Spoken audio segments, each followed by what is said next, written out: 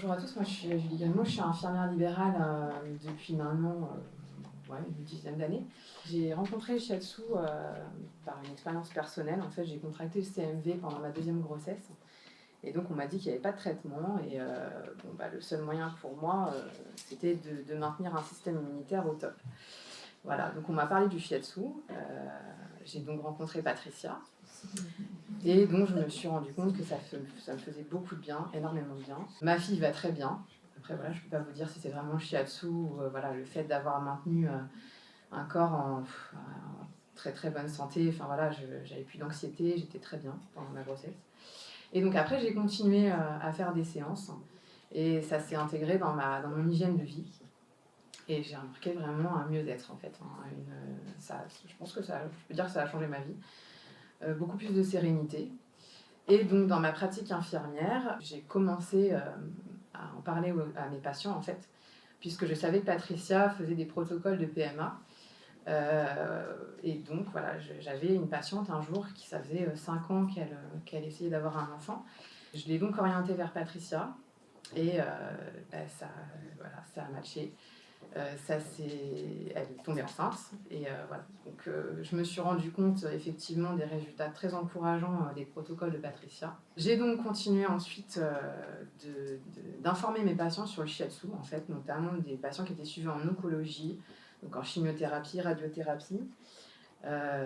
Et là, les résultats étaient encore très probants, en fait, notamment en fait, sur la diminution de la douleur, il y avait une meilleure récupération post-traitement, une diminution de l'anxiété, de la fatigue et des effets indésirables des traitements. En fait, chaque rencontre avec un patient était l'occasion pour moi de parler de mon expérience du shiatsu et donc de semer des petites graines. Après, voilà, il y a des gens qui sont plus ou moins réceptifs, donc on se permet un peu de développer sur ce que je connaissais à l'époque du shiatsu. Et donc, dès que je voyais d'autres mots comme des lombalgies, les céphalées, l'anxiété, la dépression, l'endométriose, j'orientais vers Patricia. Voilà. Et donc j'ai vraiment pris conscience, en fait quand j'avais les retours des patients, j'ai vraiment pris conscience des bénéfices réels de la pratique. Je pense que l'énergie qui circule dans nos méridiens en fait est réelle. C'est compliqué des fois d'expliquer aux gens, comme je vous dis, qui sont plus ou moins ouverts. Et le problème, c'est que voilà, je trouve ça dommage que ce ne soit pas intégré dans notre programme de formation d'infirmière. Ça peut être une idée. Et je pense que négliger cette énergie qui circule dans nos méridiens, et négliger les blocages énergétiques, c'est négliger la base d'une bonne santé. Donc voilà, je me suis rendue à l'évidence que c'était une très bonne médecine de maintien et de prévention. J'ai cheminé et je me suis dit, finalement, plutôt que d'orienter, toi aussi tu peux peut-être t'y mettre en fait. Donc je pense que c'est le rêve de toute infirmière de pouvoir soulager avec ses mains, sans traitement envahissant ou avec des effets indésirables, puisque voilà, le shiatsu ne fait pas de mal. Donc, j'ai déjà commencé des formations en shiatsu familial, avec Patricia, avec des ateliers de groupe. Et puis après, elle m'a proposé de me former dans son cabinet sur ses patients. Donc j'ai été très touchée. Du coup, j'ai commencé cette formation l'année dernière. Et j'ai pu pratiquer sur mes patients, mais alors pas sur mes tournées, impossible. Donc sur mes jours de repos. Donc je n'avais plus de jours de repos en fait.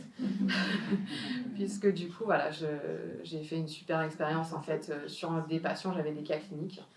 Et pareil, alors c'est pas du tout la même approche du prendre soin. Je trouve que c'est pas du tout pareil. On est vraiment en contact avec le receveur. Je pense qu'on est tous capables de percevoir l'énergie de l'autre et de transmettre notre énergie aussi. Je trouve que percevoir les tensions et les blocages existants, dans ma pratique, j'ai eu le plaisir de voir les réels bienfaits que j'ai pu apporter aux patients. C'est un allié de la médecine. Il faut qu'on s'associe, comme tu disais, Sylvie.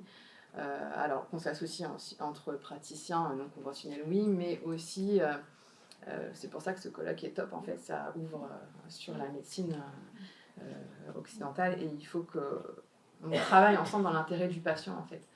Et je trouve que ce serait pas mal aussi de former et d'informer les étudiants dans les écoles de médecine, il a fait des facs de médecine et les écoles de profession médicale et paramédicale. Afin d'ouvrir les esprits, c'est aussi bien pour les futurs professionnels personnellement, en fait, puisque, comme tu disais, on reçoit beaucoup d'énergie. Ça peut être néfaste aussi pour nous, donc il faut savoir se protéger. Donc ça peut être aussi positif, nous aussi, de savoir ce que c'est le shiatsu, comment ça fonctionne. Et également, surtout, de le pratiquer sur les futurs patients qu'ils auront en tant que praticiens.